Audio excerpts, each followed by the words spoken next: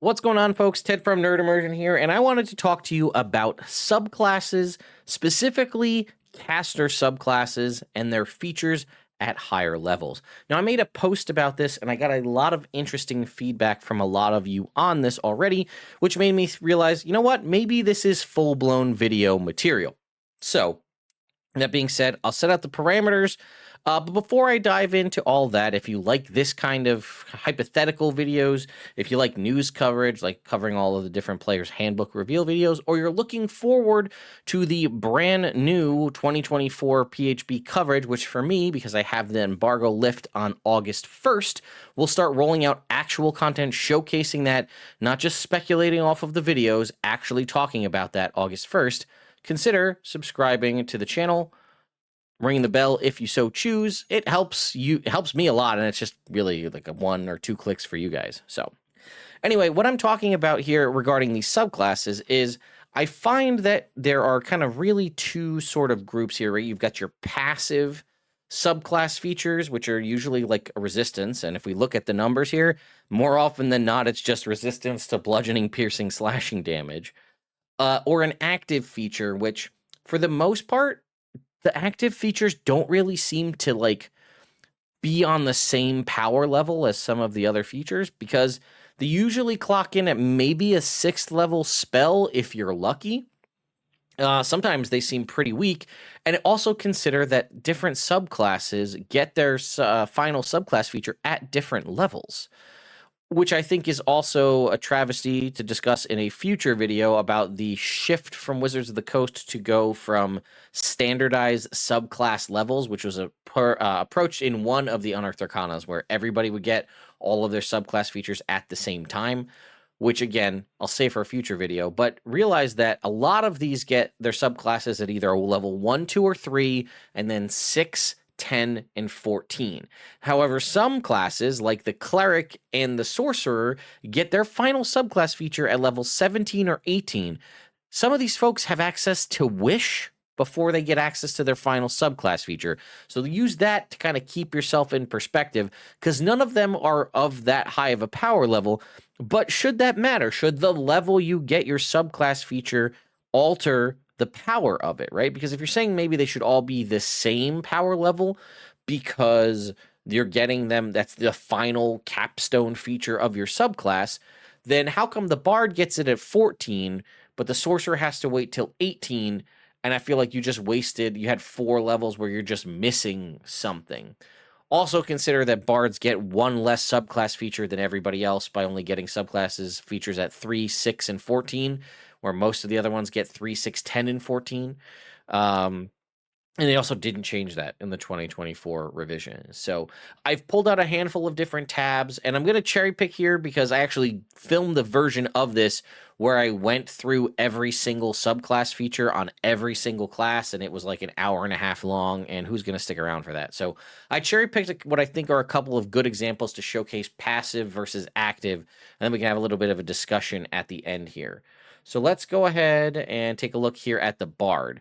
So I tried to grab some from early, like 2014 Player's Handbook, and then some from later on to kind of give you an idea of where things have gone, because there is also a difference in the power scaling the newer subclasses you get. So first up here, we have the Lore Bards feature Peerless Skill, which is just giving them the opportunity to add their Bardic Inspiration die to any ability check that they make. Normally, it doesn't have the capability of doing that.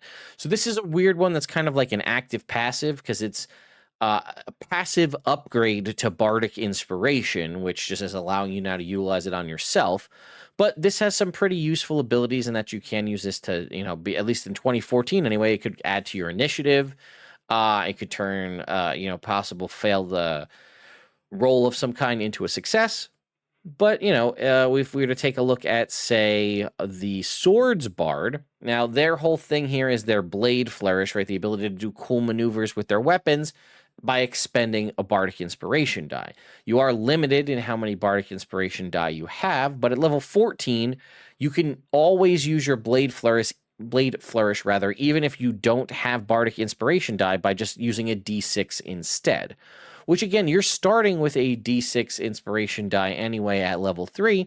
Now, by this point, you'll probably have a level 10 inspiration die, so you could have this for after you expend all of them and then just want to keep using your Blade Flourish. Or you could, give them out to your party member by doling out your Bardic Inspiration and still have access to your core feature. This is a very strong subclass feature because it's allowing you to do the thing that your class is meant to do all the time without expending any resource. So I think this is, again, a nice sort of passive increase here. And lastly, I wanted to take a look at the College of Whispers Bard, because this is another active ability that I think showcases what I was talking about kind of being like a 6th level spell. So this one is Shadow Lore. As an action, you target a creature within 30 feet. You whisper some phrase to them. If they succeed, basically, they just hear unintelligible whispering, whatever. If they fail, they're charmed for you for the next 8 hours, or until you or your allies attack, damage, or force them to make a saving throw. And it interprets those whispers as you knowing it's their most mortifying secret. They're basically charmed as per the charmed condition.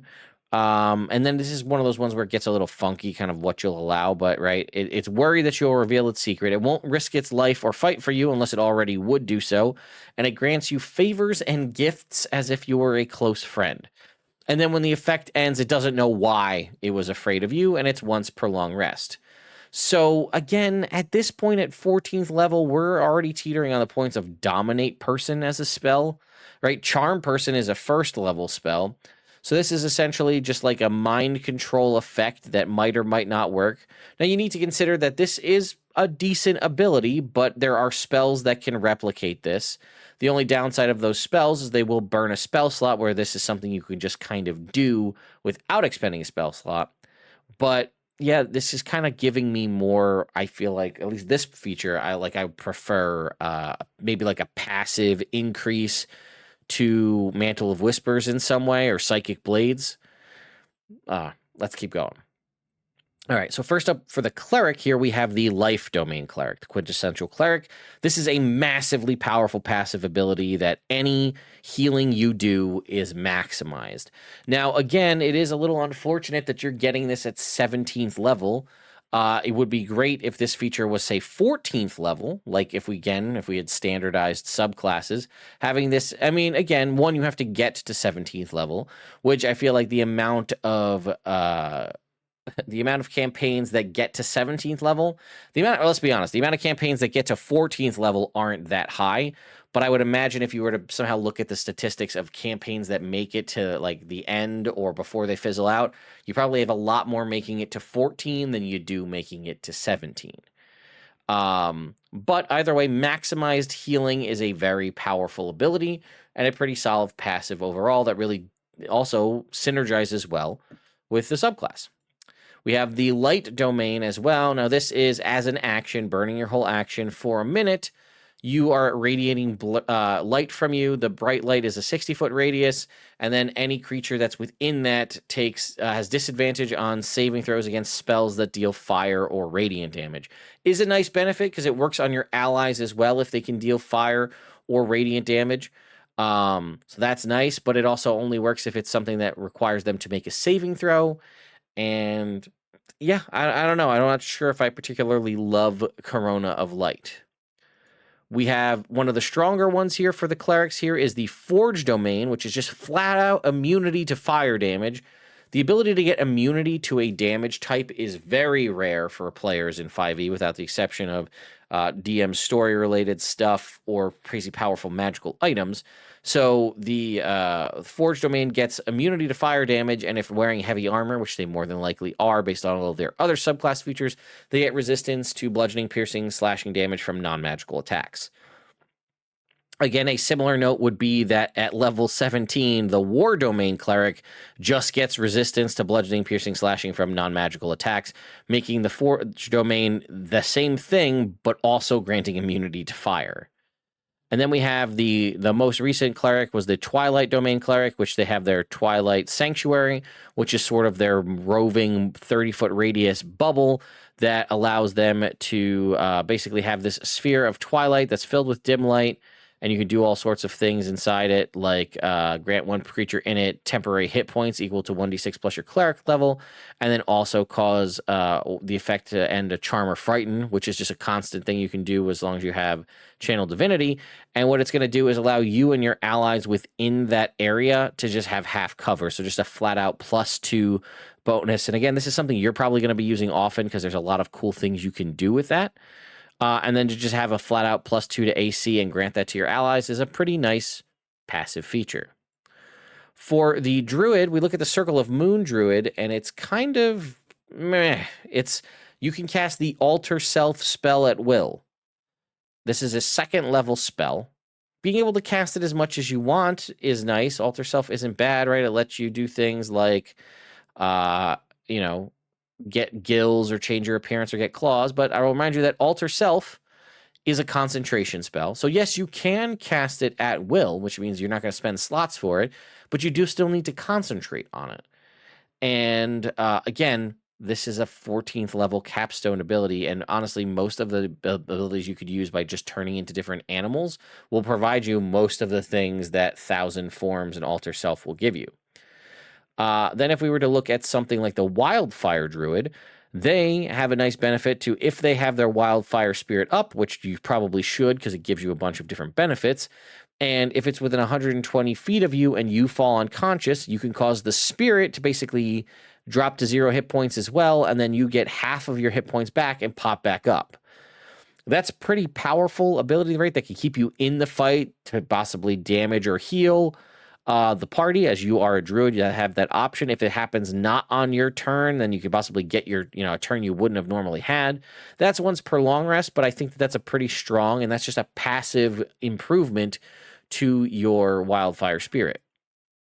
And then again, if we were to look at the Circle of Stars, while you have your Starry form activated, it gives you resistance to bludgeoning, piercing, slashing damage. Again, another instance of resistance to bludgeoning, piercing, slashing damage, whereas they get it at 14, but it's only when Starry form is activated. Again, the Forge Domain Cleric only gets it for non-magic, but we're going to keep harkening back to that immunity to fire. But also consider that a Barbarian gets resistance to bludgeoning, piercing, slashing damage from level 1 during Rage, and they have multiple uses of that throughout their time frame. So again, this is still when you activate an ability, but also Stone Skin, I think, is a 4th level spell that gives resistance to bludgeoning, piercing, slashing damage. We get to our sorcerers here. Draconic Presence on the Dragon Sorcerer from 2014 was a pretty horribly designed feat. I'm glad to see they're changing it in 2024. First of all, it's an action. Second of all, you have to spend 5 sorcery points to do it, and it was to do a 60-foot version of either a 1 minute long or concentrate while concentrating. So you could either charm or frighten creatures in that area, and it lasts until a minute goes by or you lose concentration, and then you get to just do that as many times as you have sorcery points, but you're blowing 5 of them to use this ability. I feel like things like, again, Fear, the spell, is a 3rd level spell, and that's a pretty sizable cone that it can do. This one was a pretty weak option, I would say. But then if we look at the Aberrant Mind, right? This is one of the more recently designed ones. As an action, teleport 120 feet, and then the space you left, each creature not being able to choose allies either within 30 feet must make a strength save or be pulled toward that point you left and take 3d10 force damage. They take half damage on a success. And then again, this is once a long rest plus, or you can use 5 sorcery points to get it back. This one, again, maybe like 5th level spell wise, like Thunderstep is kind of a similar feeling spell. Dimension Door gets you a further teleport, so I don't love Warping Implosion very much. When we get the Clockwork version of this is the Clockwork Cavalcade, which again, as an action, you make a 30-foot cube that gives you 100 hit points that you can divide up to heal allies however you see fit. You repair any damaged objects. I'm not sure how useful that one would be, but maybe on the scenario it would be very useful. And then every 6th level spell or lower on creatures and objects in the area end. This could be very good for ending buffs on enemies or debuffs on allies. Again, once per long rest unless you spend 7 sorcery points. And definitely worth mentioning is the Storm Sorcerer, which grants you at 18th level. Again, remember that we're talking for Sorcerer here at 18th level, so this is one whole level after you've had access to 9th level spells. The Wind Soul ability of the Storm Sorcerer grants you immunity to thunder and lightning damage. Again, the only other, I think, player way to easily, I say at 18th level, but to guaranteed get access to immunity. Not only do you get immunity to thunder and lightning damage, you get a magical flying speed of 60 feet.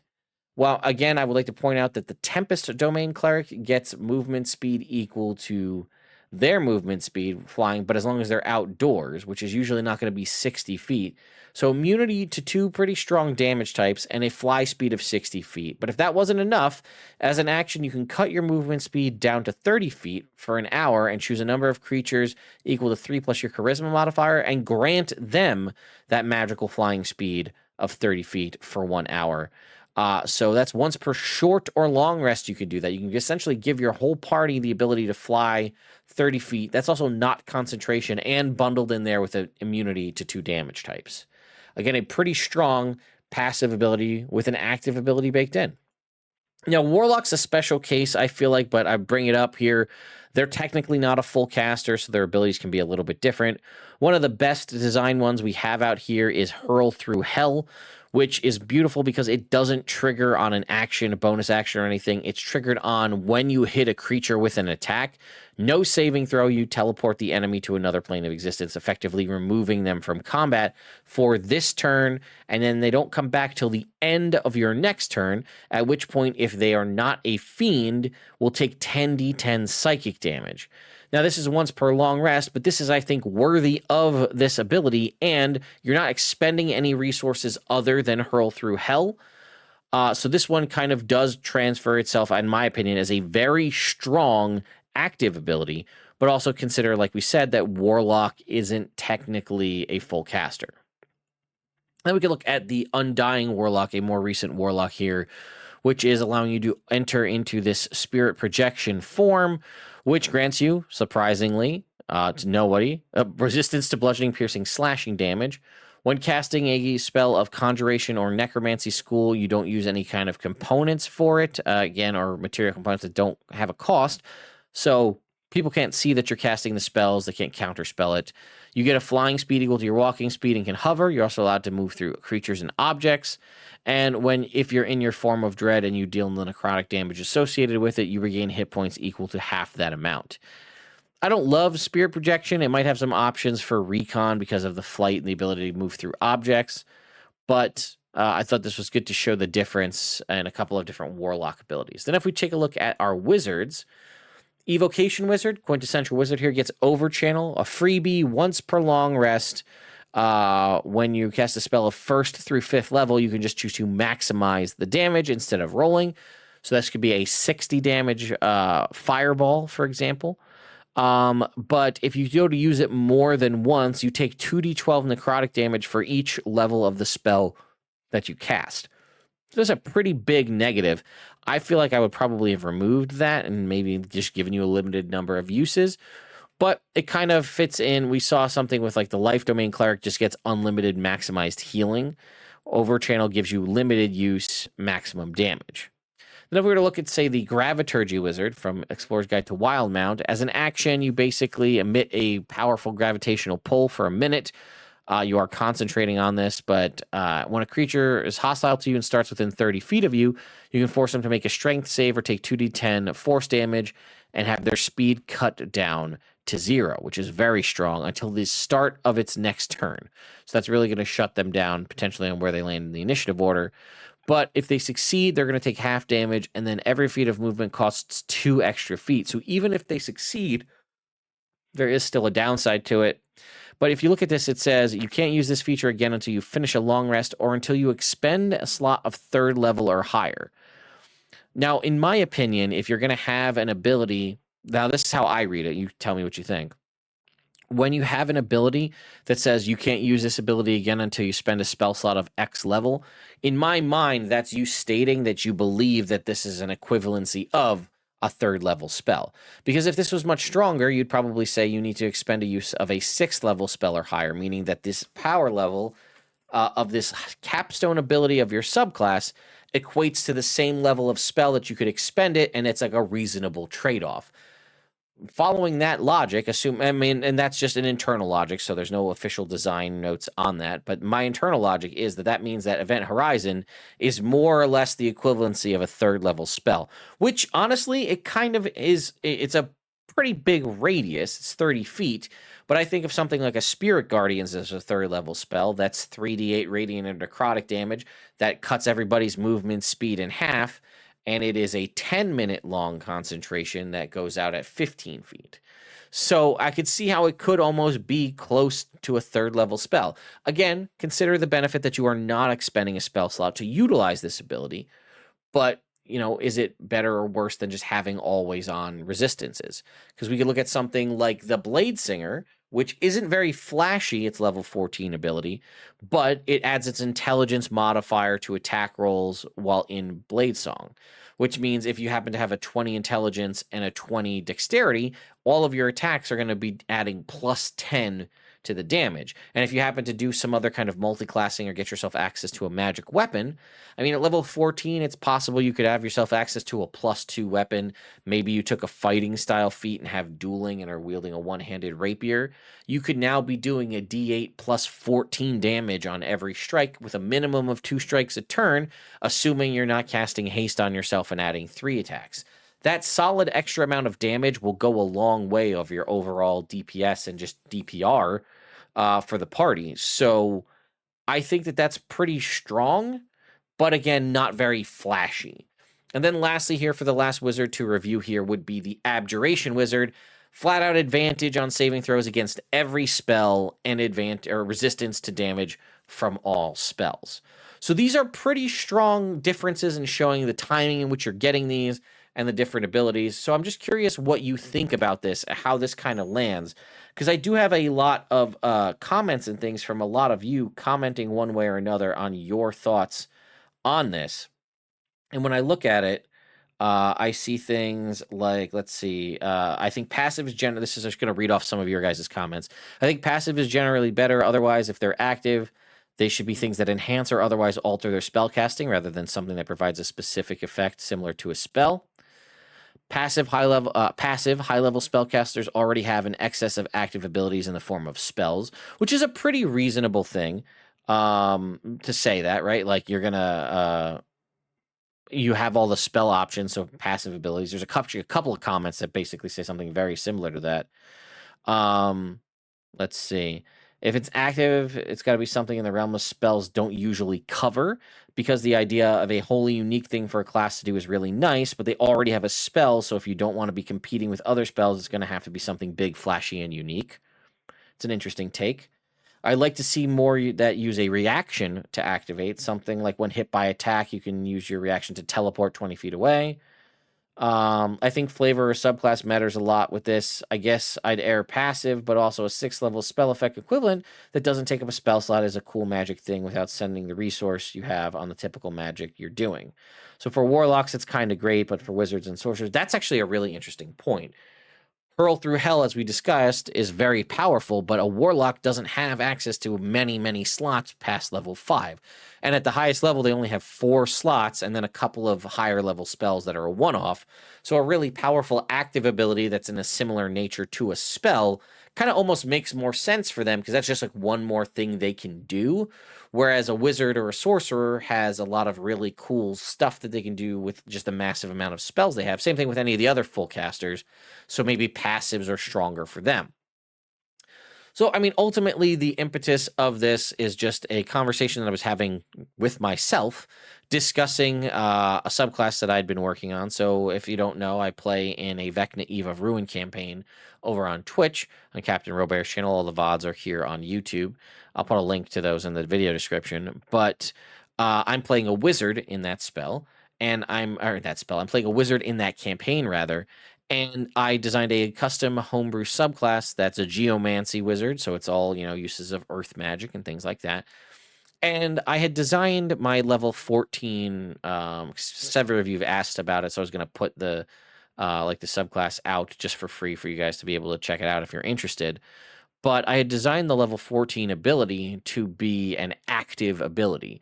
And it was essentially like pick a point within, I think, 120 feet and then do like a radius, like an earthquake. Not like the earthquake spell, which funnily enough, did you know wizards don't get access to the earthquake spell?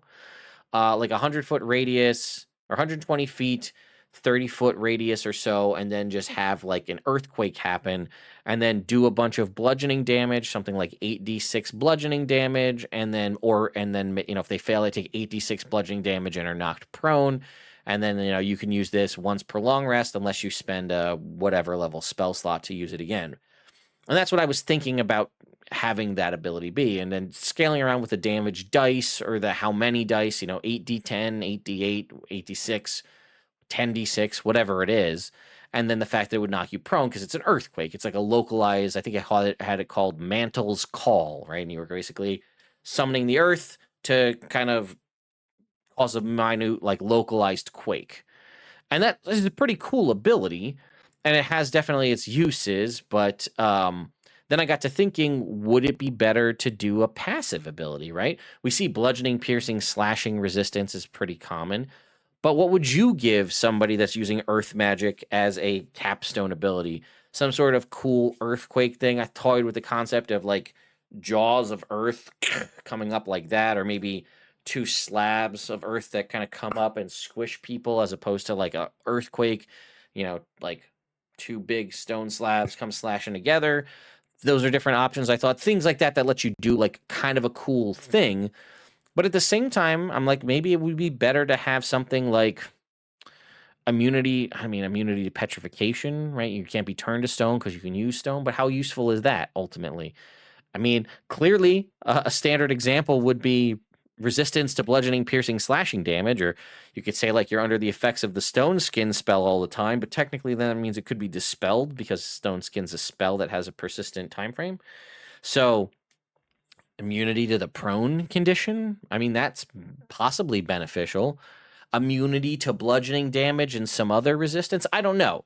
I'm just throwing ideas out here, but I thought because I was having this conversation again, thinking this through in a game design aspect, that it would be interesting to talk it out with all of you, because this also will help everybody else when they're looking at possibly designing their own homebrew or possibly beseeching their DM for tweaks or alterations to their class, right? We've already talked about how some of these, you look at something like the War Domain Cleric and how its resistances are vastly overshined by the Forge Domain Cleric.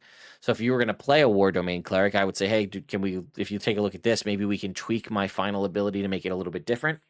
Or if you look at some of these and you're like, that active ability is kind of ass. Maybe we can add a passive ability instead that would be cooler.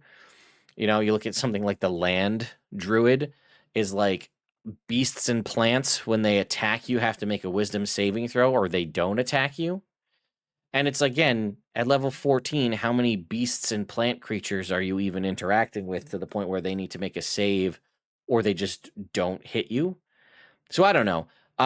It's just a general, like I said, it interested me. I thought I'd make a video on it. We'll see how this video does. If you like this kind of content, give this video a like. We'll see.